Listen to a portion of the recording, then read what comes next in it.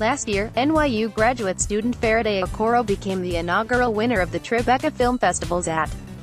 Given that he'd only previously produced shorts, this triumph was a life-altering event for the 31-year-old New York-based Okoro, since the reward was $1 million to shoot his debut feature.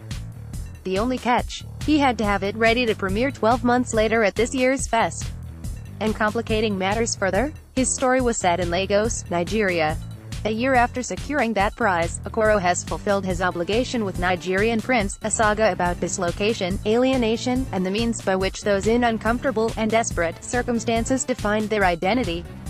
And though it's rough around the edges in spots, a likely consequence of its rushed production under the stewardship of a relatively novice director, it's not simply a success for having been completed, it's a work that's compelling and illuminating in its own right. Nigerian Prince immerses itself in a particular criminal Nigerian underworld populated by scammers, and particularly focuses on one such individual, Pius Chineza Uche, whose favorite con involves sending out those infamous spam emails from wealthy Nigerian tycoons who will make you rich if you simply respond by providing some basic personal information. As Pius says at one point, if those frauds were duds, men like him wouldn't waste their time perpetrating them in the first place. Still, while we hear him narrate some of those phony missives throughout the film, he's a cheat who by and large likes to do his cheating in person. That's borne out by the amusing opening scene, in which he negotiates the sale of a Toyota sedan to a hesitant customer and then, after sealing the deal, takes off with cash and car in hand. Pius executes his devious ruses with a big smile and cheery demeanor, which help him sell himself as trustworthy. He's a street-wise man who's been around the block more than once, and thus the opposite of his Antonio J. Bell, a Nigerian-American teenager born and raised in the States who departs his plane in Africa and immediately falls for an airport agent's lie, which puts him out $10 that he only recovers thanks to the efforts of a kind Australian hedge fund manager, Craig Stott, he meets at baggage claim. Eazy-E's gullibility makes him a ripe target in this crime-ridden world. Thus, it's fortunate that he winds up in the care of his no-nonsense Aunt Grace, Tina Mba, in whose apartment he plans to reside for the next month.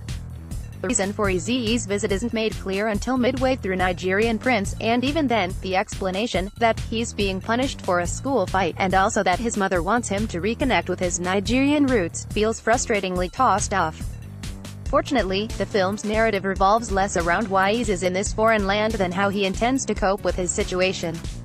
With spotty electricity, a faulty cell phone, and no internet, Eazy quickly finds himself a miserable fish out of water.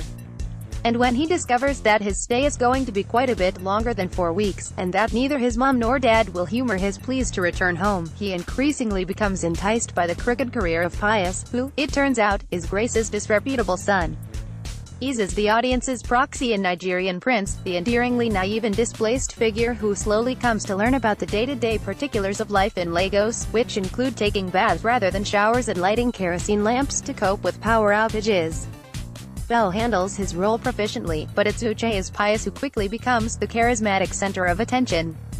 In his orchestration of a black money scam alongside partner Baba Toyin, which has the duo trying to convince dupes that dark construction paper is really American currency coated in gunk that can be removed with a special chemical concoction, Pius affords a window onto a unique illicit milieu.